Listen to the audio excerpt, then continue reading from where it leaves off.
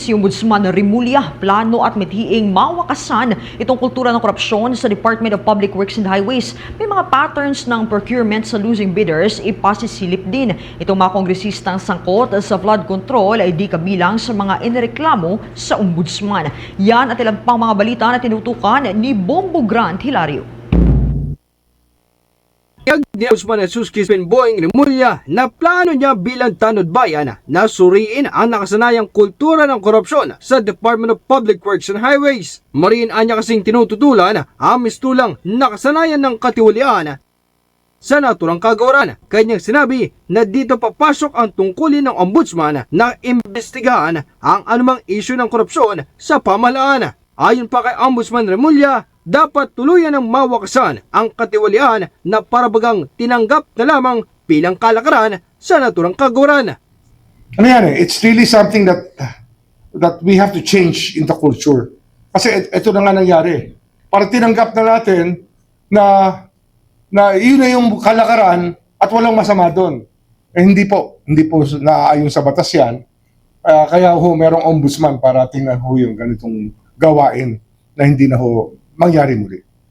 Kasunod ang pahayag sa natanggap nitong impormasyon na hindi lamang kontratista o opisyal nakikinabang sa flood control projects anomaly, kundi pati mga losing bidders. Dahil rito'y ayon kay Ombudsman Boying Remulla ay ipasusuri niya ang umunoy pattern sa bidding process ng mga proyekto ng pamahalaan lalo na sa issue ng flood control. Sasanggunian niya siya sa Philippine Government Electronic Procurement System upang halongkatin sa files ito ang mga regular na losing bidders sa mga proyekto. Yung losing bidders, dapat kasama yan sa PhilJEPS publications. Kasi para malaman natin yung pattern na ginagawa sa mga bidding. So we will have to ask PhilJEPS also for these figures. I'm sure that they have, they must have it within their files. Ito mga losing bidders na regular losing bidders sa bawat contract, sa bawat contract bidding. Naniniwala na ito ng Ombudsman na labag ito sa mandato ng saligang batas sa talamak na bid rigging o manipulasyon at sabuatan sa bidding process ng flood control projects. Kasi nga, bid rigging has become the name of the game for all of this. It became a farce. The procurement law was violated talaga dito sa nangyari sa flood control and of course the whole DPWH project system.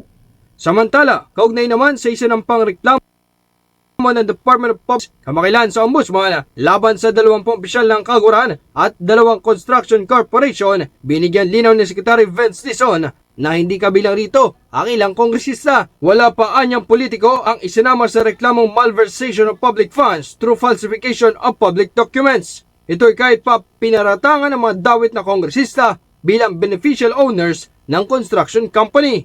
Wala pa. Pero nasabi na nga ni Ombudsman kanina, meron silang titignan dahil sa mga aligasyon Na ang beneficial owner.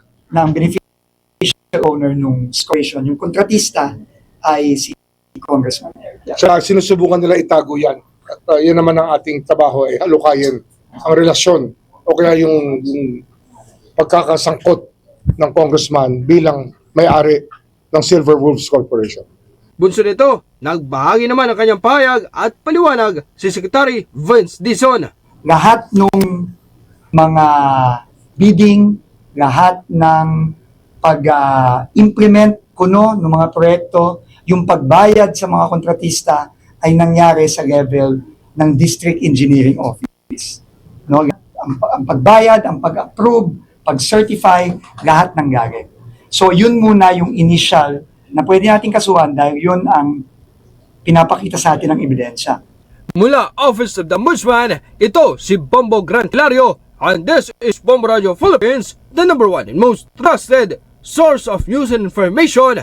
Boss Radio, Bombo! For the most trusted source of news and information, visit our website at www.bomboradio.com. Follow us on Bombo Radio mobile app, Facebook, YouTube, TikTok, and X, formerly Twitter. Like, share, and stay connected. Anytime, anywhere.